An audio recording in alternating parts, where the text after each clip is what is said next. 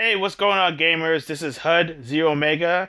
I actually wanted to do a Zero Hour top five. I'm actually going to improve it over time, but I'm just going to give it a test run. Shout out to Iron Wolf and also to Blazing Phoenix. I'm actually, I actually think that being an Xbox fan, my fans need to understand the reasons why I actually chose Xbox and what got me into Xbox in the first place. But without further ado, I'm going to start off with my first game. This is actually my number five. Mega Assault. Amazing game. Came out for the OG Xbox around the time when Xbox Live was first implemented. This is an amazing 8-player multiplayer game. The focus was mostly on multiplayer, but there was actually a single-player campaign. It was very short, but still an amazing game. Day One Studios no longer around. Sad too because this game was fantastic, and also they did make a sequel called Lone Wolf that came out too. Definitely worth the time. Definitely worth the money. It needs to come back. Of course, with the Unreal Engine the Unreal Engine 4 that they're implementing. Can you imagine what they can do to show off some awesome next generation mechs in glorious 1080p and also in blistering fast 60 frames per second? Can you imagine? I can imagine.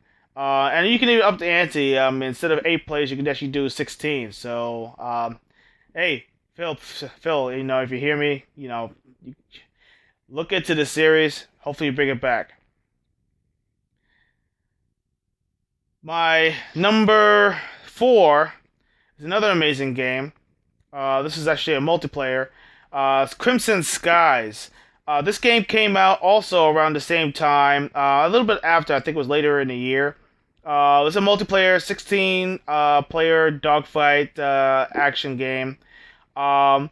Amazing, fun. Of course, 16-player dogfights.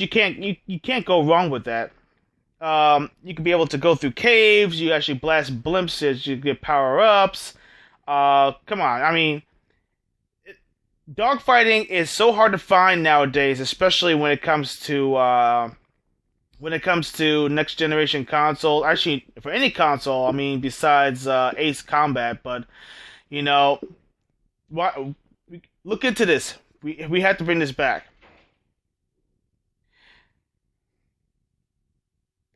Number three on my list right now is Event Rising. This game actually is this game actually. This game is fantastic. It actually it was a multi-plat game. It came out for the PlayStation 2 as well, but I think a little bit later. This was promoted as a for online for Xbox Live, but of course it was never implemented. Um, Sad thing is that it was poorly advertised, especially with this right here, the play and win for $1 million. Number two, it was advertised as a trilogy, but this game was had an amazing story. The action was similar to Halo. This was actually supposedly, if you like Halo, you will actually love this game. It's a third person Halo, as some people were actually calling it.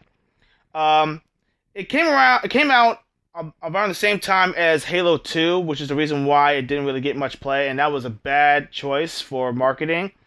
It should have never came out at the same time. And of course, another thing that I felt very sad with is that they didn't make any sequels. I mean, they didn't even give it a chance. It wasn't enough sales. So there you have it.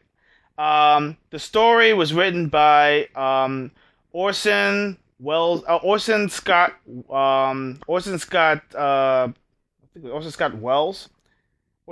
Card. You can see it right here. Orson Scott Card was the one who created the story for it. So I mean, and the music was atmospheric. It actually did have a soundtrack. I never got a chance to pick it up, but you know what? They need to bring this back, and they need to give it a proper send off. My number two is this game right here, Otoji. Of course, it was one of Iron Wolf's favorites as well. This game right here was made by From Software.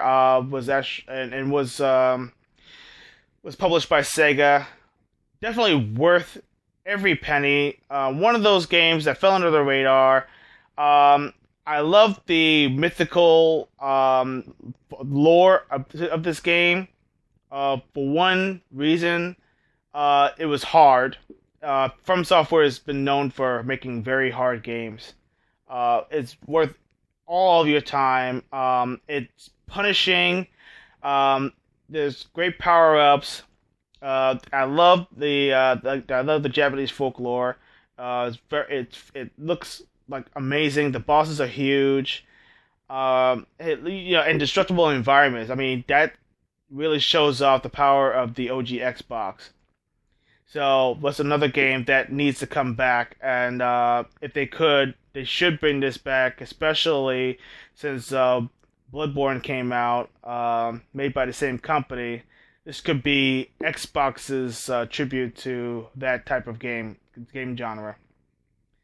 And of course, my number one, and everybody on Twitter should know by now, Jet Set Radio Future still is my number one go-to game. An amazing game made by SmileBit, came out for the OG Xbox, and it was it's one of those games that defined a genre when it came to cell shading, the Japanese style artwork, the music, and also the large colorful worlds that you can actually skate in. This is a game that shouts multiplayer, but of course was only a single player game. You could create your own graffiti art, and you can paste it everywhere in the world as well. It's worth it, and you know what? This is a game that needs to be multiplayer. I mean, can you imagine having your own team of like 3, maybe 4 guys, having 4 teams go out there, going to each other's turf and tagging the place up, and and your goal is to tag up everything, and you could be able to knock people down and tag their back, and if you get fully tagged, then you're completely out. Oh man, I mean, there's so many possibilities you could do with this game. So listen, if you have to, get in contact with SmileBit. I mean, I'm pretty sure they're still around. They didn't announce they're going to be going away anywhere. And Sega owns the IP. So, Phil, do what you gotta do, man. All right, man. This is HUD Zero Mega. I'm out. Rate, comment, and subscribe. Peace out.